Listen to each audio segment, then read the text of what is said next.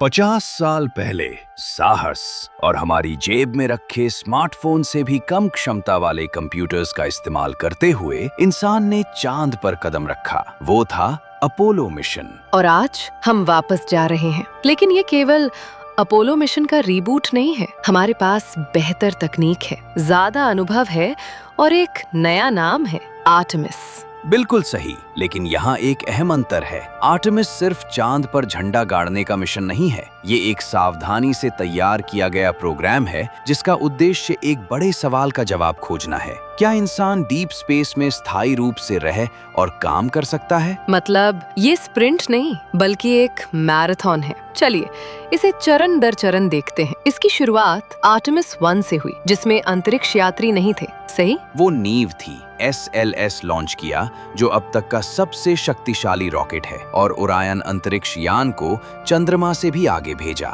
लेकिन उन्होंने जानबूझकर सीटें खाली रखी थीं। क्योंकि हम यात्रियों को बैठाकर एयरबैग की टेस्टिंग नहीं करते। मानव जीवन को जोखिम में डालने से पहले ये साबित करना जरूरी था कि यान टिक सकता है। बिल्कुल, ये पहली मिशन 2 बातों के लिए अहम थी। दूसरी बात थी स्ट्रक्चरल सर्वाइवल। 40,000 किलोमीटर प्रति घंटे की रफ्तार से लौटते समय हीट शील्ड टिक पाती है या नहीं, ये देखना जरूरी था। और पहली बात थी बायोलॉजिकल सर्वाइवल। रेडिएशन और जबरदस्त गुरुत्वाकर्षण को मापने के लिए सेंसरों से भरे डमी पुतले रखे गए थे। और दोनों टेस्ट पास होने के बाद अब इंसानों की वापसी का समय है। आर्टेमिस 2। 4 अंतरिक्ष यात्री चंद्रमा की परिक्रमा करेंगे, लेकिन और यहीं लोग थोड़ा चौंकेंगे, वे चंद्रमा पर उतरेंगे नहीं। ये असल में बहुत लॉजिकल है। डीप स्पेस में किसी भी तरह की बचाव मिशन संभव नहीं होती। आर्टेमिस 2 लाइफ सपोर्ट सिस्टम की पुष्टि के लिए है, सही? आर्टेमिस 2 में नेविगेशन, CO2 बाहर निकालने की प्रक्रिया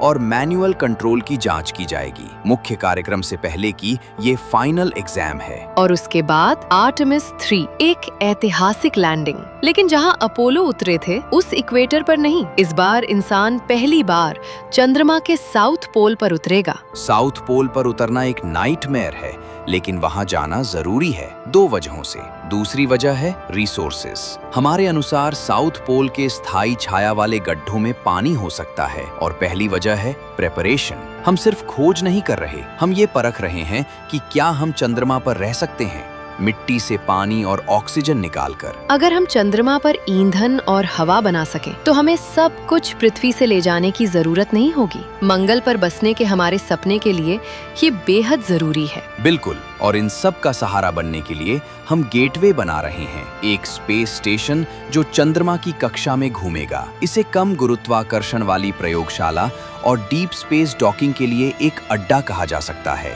ऐसा लग रहा है जैसे मानवता 2 दुनिया के बीच रहने का अभ्यास कर रही हो। और सबसे अच्छी बात, इस बार ये सिर्फ एक देश का प्रयास नहीं है, ये एक वैश्विक प्रयास है। यही सबसे आशाजनक हिस्सा है। आर्टेमिस साबित करता है कि आशा को इंजीनियर किया जा सकता है। 50 वर्षों के अंतराल के बाद ही सही, लेकिन हमारा कदम आगे बढ़ रहा है। चंद्रमा हमारी प्रयोगशाला है, मंगल हमारा डेस्टिनेशन है, और आर्टेमिस वहां पहुंचने का साधन है।